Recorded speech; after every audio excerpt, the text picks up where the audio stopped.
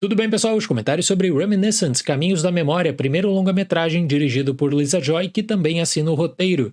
Tem distribuição da Warner, já está nos cinemas, e nos Estados Unidos tem aquela estratégia também Day and Date, ou seja, lançamento simultâneo com a HBO Max. E eu fiquei com a impressão de que o estúdio não sabia muito bem o que fazer com Reminiscence, um filme com um bom elenco, com uma boa premissa, mas que não teve marketing algum. Ficou como uma espécie de descarte da Warner em uma temporada repleta de filmes. A Lisa Joy ela é reconhecida pelo trabalho em Westworld, e aqui ela apresenta interessantes referências para a construção do seu mundo distópico, combinando elementos da ficção e do noir. E eu reconheço que Reminiscence sim tem problemas para organização e desenvolvimento de ideias, passagens que a priori chamam a atenção do espectador, mas que acabam sendo descartadas durante o filme. Mesmo assim, a ótima construção visual e a boa atuação do Hugh Jackman me deixaram uma boa impressão. Na cidade de Miami praticamente submersa pelos efeitos do aquecimento global, o investigador Nick Bannister, interpretado por Hugh Jackman, trabalha com memórias de pessoas, oferecendo as mais variadas possibilidades para a conexão com o passado. Após se envolver com uma cliente, interpretada por Rebecca Ferguson, Nick tenta entender o porquê a mulher desapareceu misteriosamente. Inicialmente, a diretora busca explorar visualmente a nova realidade de Miami, ou seja, imagens da cidade debaixo d'água, regiões que deixaram de existir, como as pessoas precisam se adaptar também. Os efeitos especiais em Reminiscence são muito bons, a qualidade do trabalho gráfico realmente é de primeiro nível.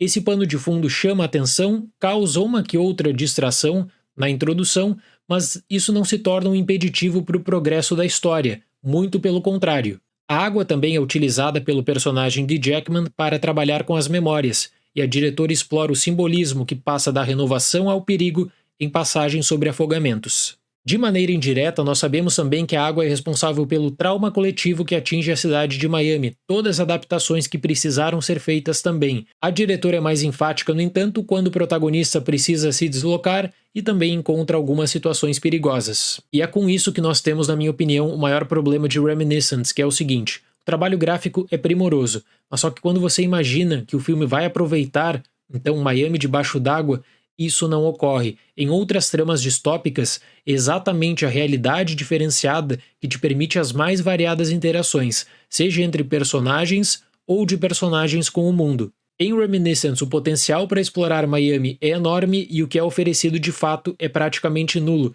de modo que a história sobre a manipulação de memórias poderia ser localizada em qualquer outro contexto. E é curioso porque textualmente a diretora rejeita uma discussão socioeconômica, por exemplo, ao frisar que o futuro não ofereceria grandes possibilidades, por isso que as pessoas estavam se voltando para a análise do passado, para a análise dessas memórias. Então nós temos essa busca por momentos felizes, o trabalho do protagonista que é apresentado, e o cotidiano fica com uma que outra atividade de fundo. Quando o filme, no entanto, decide explorar apenas o trabalho com as memórias, consegue maior êxito, porque aí nós temos momentos íntimos que são partilhados com terceiros, um grande mistério e a reconstrução para saber o que realmente aconteceu com a personagem interpretada pela Ferguson. A jornada de Nick segue preceitos de um filme noir dos anos 40, após o desaparecimento da mulher e do começo de uma investigação para tentar solucionar o caso.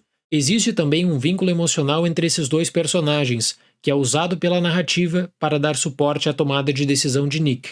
A Rebecca Ferguson deixa sua marca na história e a ausência dela acaba sendo suprimida justamente com as memórias, com os momentos felizes que ela havia vivido com o Nick. Isso motiva o público a levantar suspeitas e criar teorias sobre o que teria acontecido, qual seria a solução para esse grande mistério.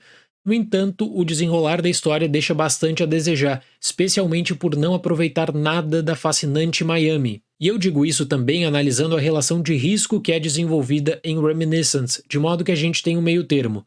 Bons efeitos especiais, um bom elenco e uma premissa interessante, apesar de não ser tão bem explorada. Só que junto disso vem um vazio na medida em que a história aposta em um impacto emocional que, na minha visão, é descabido. As memórias apenas não conseguem conectar alguns pontos que ficam em aberto. Então, para Reminiscence, nota 6.